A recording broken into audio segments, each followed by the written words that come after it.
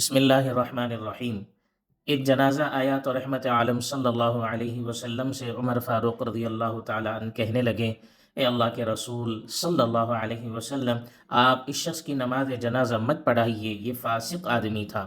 یہ سن کر آپ صلی اللہ علیہ وسلم نے نماز جنازہ کے لیے آئے ہوئے لوگوں سے متوجہ ہو کر فرمایا، تم میں کوئی ایک شخص ہے جو اس آدمی کے متعلق کسی نیک کام کی گواہی دے؟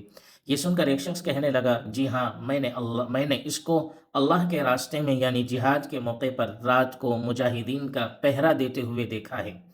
یہ سن کر آپ صلی اللہ علیہ وسلم نے اس کی نماز جنازہ پڑھائی اور اس کی قبر میں اپنے دست مبارک سے مٹی بھی ڈالی، پھر میت کو مخاطب کرتے ہوئے فرمایا، تمہارے ساتھی تو تم کو دوزخی سمجھ رہے ہیں، میں گواہی دیتا ہوں کہ تم جنتی ہو۔ اس کے بعد حضرت عمر فاروق رضی اللہ تعالیٰ عنہ کی طرف متوجہ ہو کر یوں فرمایا، عمر، تم سے دوسروں کے اعمال بد کے متعلق نہیں پوچھا جائے گا، بلکہ اعمال خیر کے متعلق پوچھا جائے گا۔ اس واقعے سے ہم کو یہ سبق ملتا ہے کہ ہمیں کسی بھی نیک کام کو حقیر اور چھوٹا نہیں سمجھنا چاہیے، نہ جانے اللہ کے یہاں کون سا نیک عمل ہماری مغفرت کا ذریعہ بن جائے۔ اللہم صلی علی محمد عبدک ورسولک وصلی علی المؤمنین والمؤمنات والمسلمین والمسلمات۔